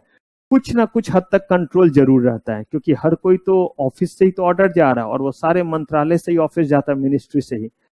हेडक्वार्टर कहां पे है? दिल्ली में है। इनकी सेवा 5 साल के लिए, या एज कितने तक? 65 year of age, whichever is earlier. और कह रहे हैं कि जो भी यहाँ पे पर्सन है, किसमें? सेंट्रल इंफॉर्मेशन कमीशन में, कहा शैल not B member of what? Parliament और लेजिस्लेचर। उनके मेंबर यानी एमएलए एमपी कोई भी इसमें शामिल वो लोग नहीं हो सकते, ना चीफ कमिश्नर और ना ही क्या हो सकते हैं? सीआईएस, ना ही सेंट्रल इंफॉर्मेशन कमिश्नर, वो भी नहीं हो सकते। दोनों में से किसी भी पोस्ट पे कौन नहीं होंगे? ना एमएलए ना एमपी, कोई भी चुने हुए पर्सन नहीं होंगे। स्टेट इंफॉर्मेशन कमीशन, दोनों को कमीशन ही बोलते हैं। स्टेट वाले में देखिए, सेंट्रल वाले में कौन अपॉइंट करते थे? सेंट्रल गवर्नमेंट का काम था बनाना, और यहां पे किसका काम? वहां पे प्रेसिडेंट ऑफ इंडिया नॉमिनेट करती थी, और स्टेट में क्या होता है? गवर्नर होते हैं। तो यहां पे जो अपॉइंटमेंट होगा किनके जरिए होगा? संख्या सेम है, जो चीफ होगा वो, और जो क्या होगा? सिर्फ इंफॉर्मेशन, स्टेट इंफॉर्मेशन कमिश्नर। ये दोनों मिला करके मैक्सिमम कितने हो सकते हैं? 10 हो सकते हैं, 10 से ज्यादा नहीं हो सकते। कहीं पे अगर मान लीजिए मामला ज्यादा आता है इंफॉर्मेशन वगैरह से रिलेटेड, तो हो सकता है वहां 5 लोगों को रखें। कहीं पे लगता है कि ऐसा जो है वो चीज है नहीं, कोई ज्यादा इंफॉर्मेशन वगैरह लेते नहीं है, ज्यादा मामला आता नहीं है, हमें पीआईओ के ऊपर कंट्रोल रखने की जरूरत, पर्सन जो आपके इंफॉर्मेटिक ऑफिसर्स जो हैं, कहा गया कि जो है वो उनके ऊपर ज्यादा कंट्रोल की जरूरत है नहीं, तो ऐसे केस में कम रख सकते हैं। These shall be appointed by governor, और किसके रिकमेंडेशन पे? सेम हो गया, वहां पे प्राइम मिनिस्टर, और यहां पे क्या हो जाएगा? चीफ मिनिस्टर, और दूसरी तरफ जो है chairman of committee and other member. Power of information commissioner, इनके क्या क्या पावर है जो इंफॉर्मेशन कमिश्नर है? Power to conduct what? Inquiry. किस चीज का इंक्वायरी भाई? कि जो इंफॉर्मेशन मंगाया गया वो इंफॉर्मेशन क्यों नहीं दिया गया? क्या वो इंफॉर्मेशन एक्ट के दायरे में आता था, या वो इंफॉर्मेशन में कोई ऐसा डिपार्टमेंट था जिसको क्या किया गया है? एग्जम्पशन के दायरे में रखा गया है। तो ये सारा काम पावर ऑफ कंडक्ट, क्या? Inquiry. Power of civil court, कहा कि इनको वो सारे अधिकार हैं जो किनको मिला हुआ है? सिविल कोर्ट को मिला हुआ है। क्यों? क्योंकि ये वही काम करेंगे। देखिए, जो आपके पब्लिक इंफॉर्मेशन ऑफिसर हैं उनका तो काम इंफॉर्मेशन देना है। 30 दिन में, 35 दिनों में, 40 दिनों में जो रूल है उसके अकॉर्डिंग करेंगे, 48 आवर्स में। लेकिन अगर उन्होंने नहीं किया तो आप जब शिकवा शिकायत लेकर के जाएंगे तो इनका काम बिल्कुल वैसे ही है जैसे सिविल कोर्ट का है। इनके पास वो सारा राइट है, वो लोगों को समन भेज सकते हैं, वारंट पे जो है वो बुला सकते हैं। वो सारा चीज जो हमने सिविल लॉ में पढ़ा है कि आप वारंट भेज करके किसी को बुलाइए। अगर जो है वो बंदा जो है वो समन पे नहीं आया तो आप क्या बोलिए? पुलिस को अरेस्ट वारंट जारी कीजिए और बोलिए पूरे राज्य के सम्मान के साथ खींच करके लाओ, हमें उनसे कुछ पूछना है। जब वो आए तो उनसे एफिडेविट पे जो है वो उनका एविडेंस ले सकते हैं, या शपथ दिला करके उनसे पूछ सकते हैं, मैं जो कहूंगा, सच के सिवा कुछ नहीं कहूंगा। वो सारे के सारे चीज जो है वो जैसे सिविल कोर्ट में करते हैं, आप आइए, विटनेस दीजिए, डॉक्यूमेंट हमारे सामने रखिए, या और भी किसी तरह का कोई भी एस्पेक्ट जो सिविल कोर्ट करती है, वो सारे पावर किनको दिए हुए हैं? किनके पास ये सारा पावर है? ये पावर आपका है, चाहे वो आपका एसआईसी हो या कौन हो, सीआईसी, इन दोनों के पास ये पावर है। कह रहे हैं कि power to requisition what? records. The Information Commission, while making an inquiry of any complaint, requisition and examine all record covered under this law. मान लीजिए कि आपने इंफॉर्मेशन मांगा और इंफॉर्मेशन में 4 चीज दिया गया और 5 चीज नहीं दिया गया। अब इनके पास राइट है कि ये बोलेंगे कि दिखाओ जरा क्या इंफॉर्मेशन, इनके पास राइट है कि वो इंफॉर्मेशन दिखाओ। वो बोलेंगे नहीं, इसलिए हमने 4 दिया और 5 नहीं दिया क्योंकि वो जो है वो पार्शियल डिस्क्लोजर वाला था। 5 ऐसे इंफॉर्मेशन है जो सेक्शन 8 के दायरे में आते हैं जिसको डिस्क्लोज नहीं किया जा सकता है। तो ये तय करेंगे कि वो एग्जम्पशन के कैटेगरी में आता है या नहीं आता है। अगर आपको कोई शिकवा शिकायत है, आपने पब्लिक इंफॉर्मेशन ऑफिसर, यहां शिकवा शिकायत का क्या मतलब होगा? इंफॉर्मेशन मांगा, नहीं दिया गया, यही होगा। या इंफॉर्मेशन मांगा कुछ और, दिया कुछ और गया। या आपको लग रहा है कि इंफॉर्मेशन आपका जो है वो जो दिया गया वो सही नहीं है, खाना पूर्ति कर दी है, या आपसे ज्यादा पैसे चार्ज किए गए, यही सारा कुछ होगा ना। कहा गया कि अगर कोई ऐसी शिकायत है तो सबसे पहले जो है आप किसको कीजिए? Senior in rank, top to the central और state public information officer.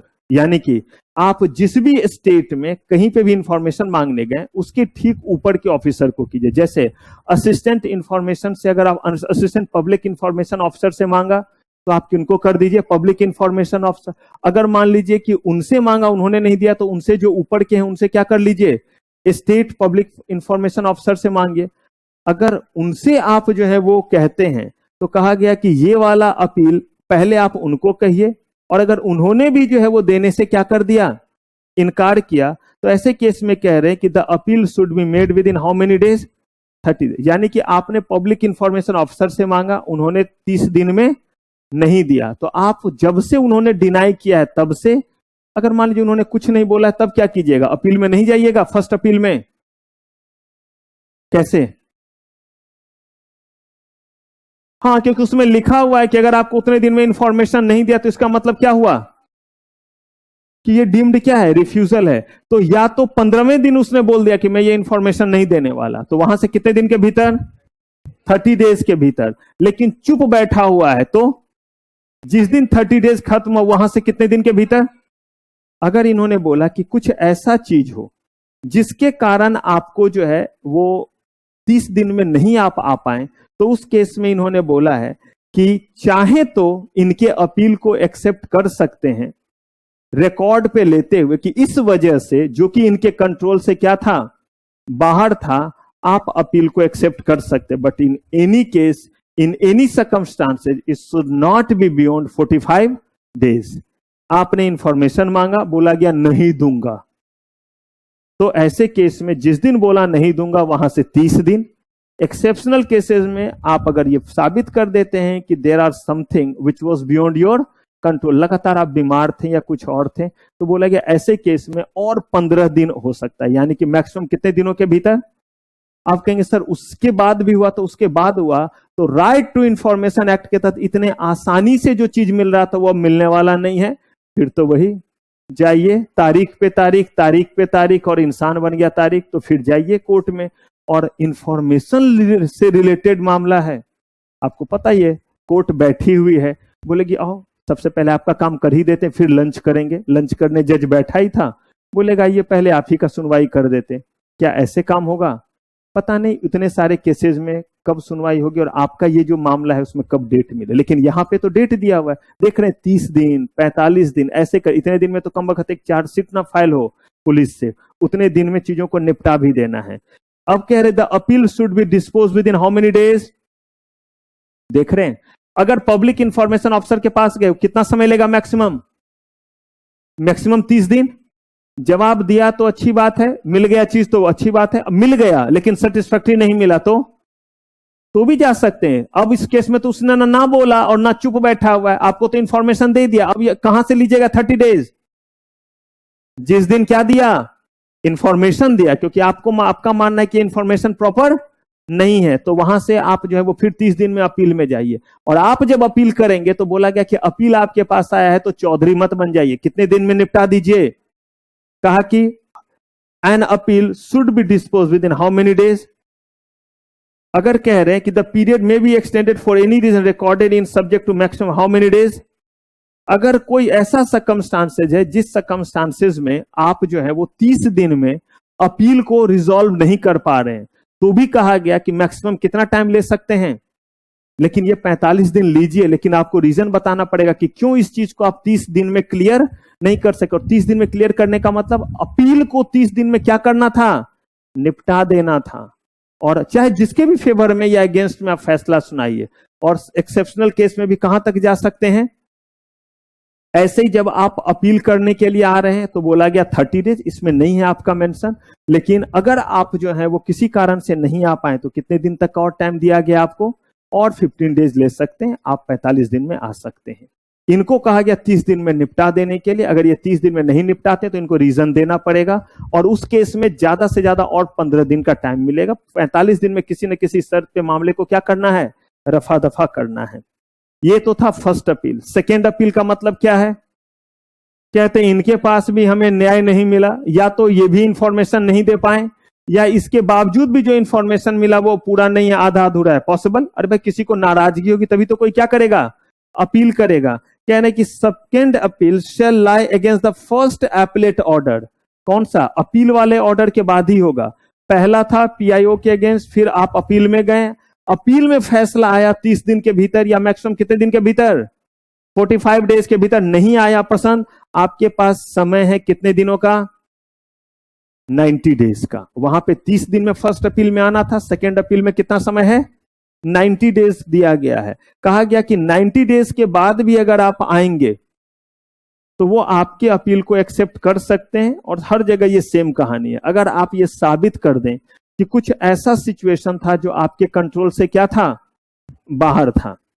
If the order appealed against related to information of a third party, the commission shall give a reasonable opportunity of being heard to that party. अगर मान लीजिए कि ये मामला ऐसा था जिसमें थर्ड पार्टी भी इन्वॉल्व था, तो कोई भी फैसला सुनाने से पहले ये थर्ड पार्टी को भी क्या करेंगे, मौका देंगे कि वो अपनी बात को क्या कर सके, रख सके कि क्या वजह है, क्यों उसने नहीं दिया। जाने भी तो सही कि नहीं देने के पीछे वजह क्या था।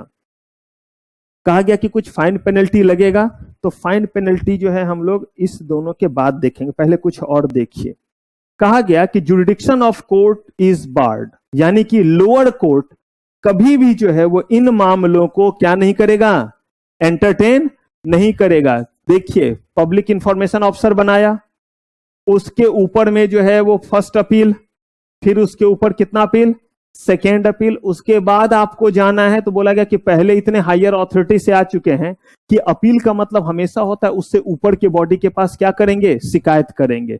इसीलिए लिखा है कि उन लोगों का स्टेटस ऑलरेडी हमारे लोअर कोर्ट वगैरह से क्या है, बहुत ऊपर है। इसीलिए जो है वो राइट टू इंफॉर्मेशन एक्ट से रिलेटेड कोई अगर अपील है, सेकेंड अपील, कह रहा है कि वो कभी भी लोअर कोर्ट में उसकी सुनवाई नहीं होती, हमेशा किस कोर्ट में होगी, हायर कोर्ट में ही होगी। मतलब हाई कोर्ट और सुप्रीम कोर्ट जैसे कोर्ट में होगी। Metropolitan magistrate of first class, second class और इतने सारे जो क्लास हमने पढ़े थे, याद है ना, पूरा का पूरा ऑर्डर, एग्जीक्यूटिव, चीफ एग्जीक्यूटिव, बोला कि उन जगहों पे इसकी सुनवाई नहीं होगी।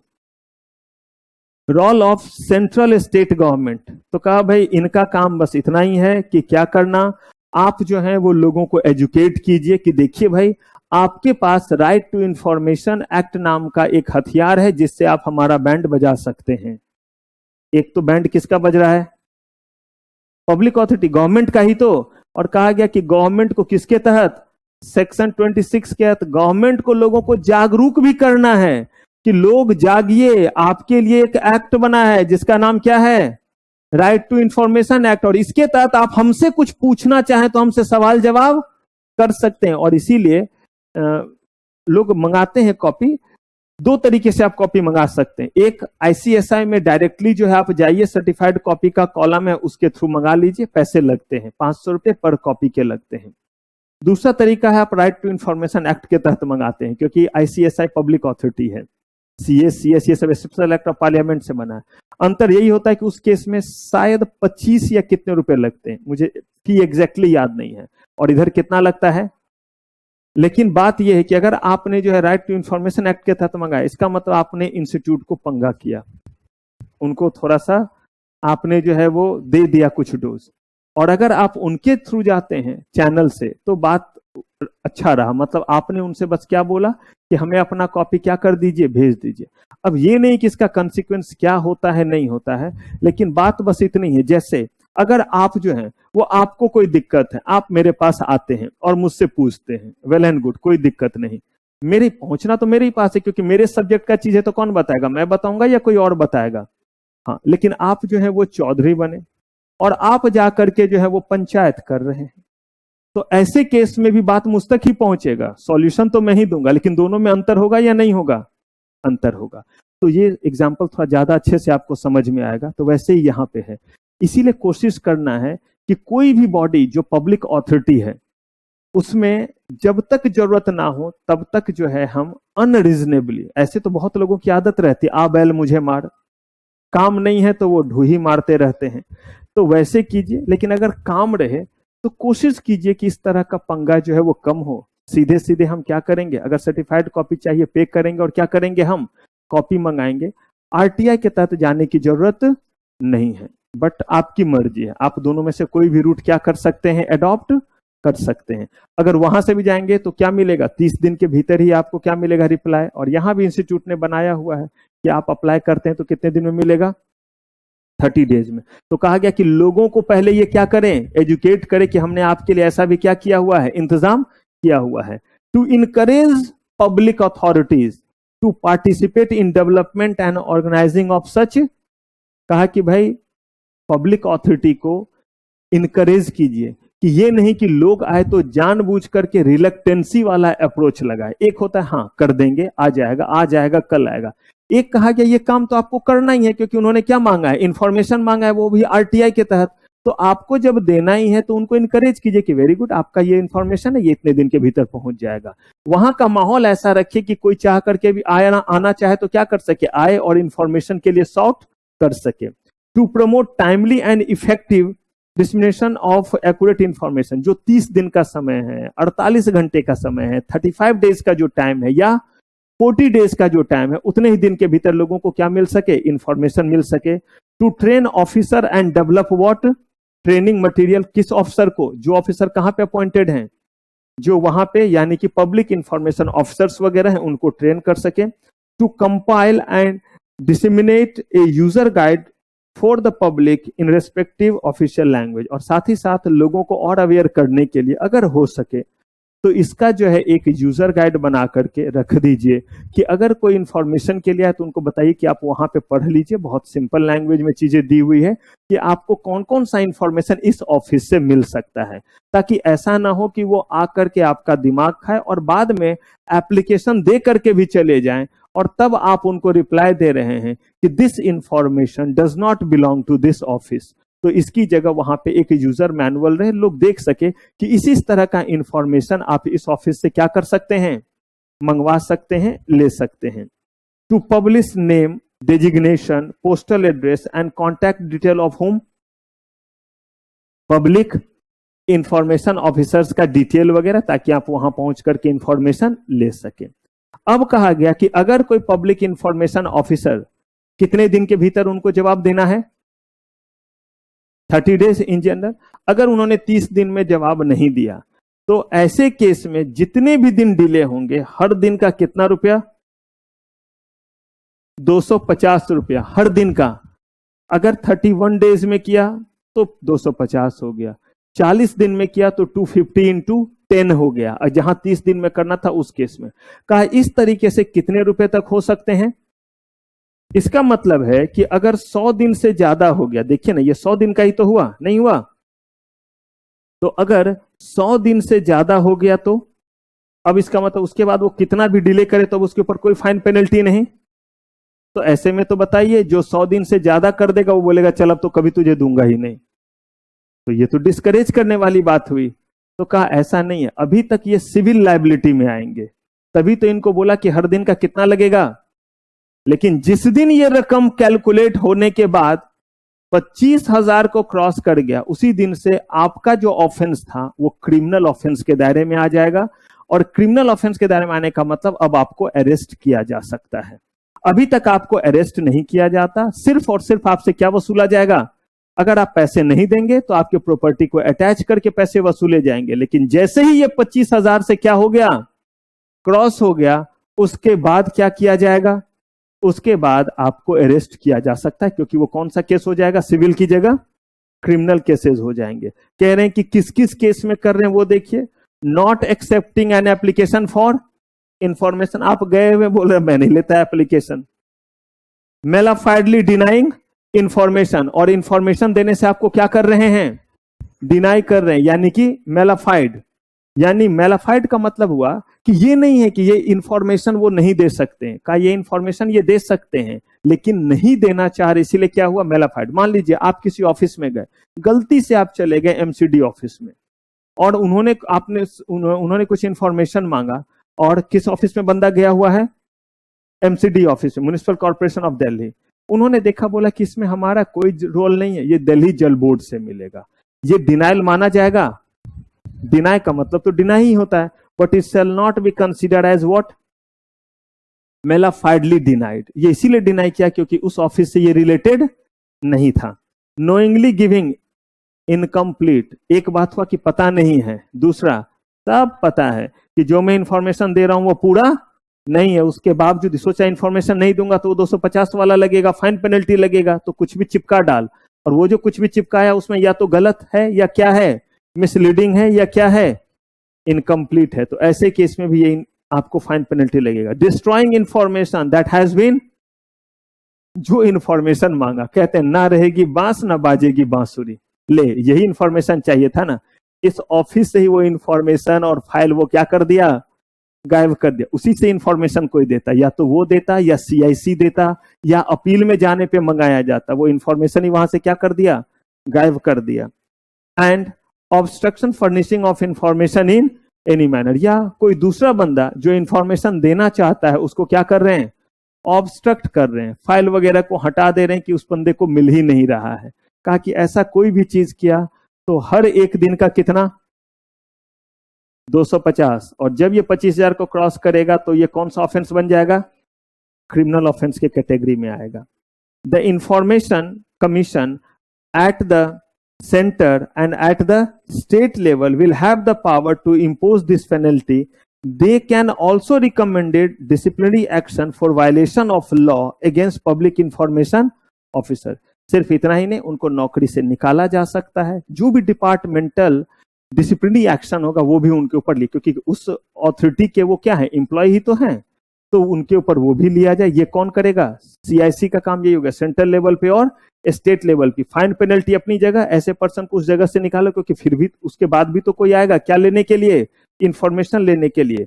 To provide information without any reasonable cause within the specified period. कह रहे हैं कि अगर बार बार वहां पे परसिस्टेंटली ये खबर आती है कि वो बार बार ये डिले कर रहे हैं, तो बोला जाएगा इनके ऊपर एक्शन लो। सिर्फ ये नहीं कि 10 दिन लेट, 5 दिन लेट, हर केस में हो रहा है, बोला जाएगा फाइन पेनल्टी सो गुड लगा रहे हैं आप, लेकिन उसको क्या कीजिए, हटाइए, या उसके ऊपर कोई क्या लीजिए, एक्शन लीजिए। तो ये सारा कुछ किस चीज के बारे में, ये है आपका राइट टू इंफॉर्मेशन। ठीक है,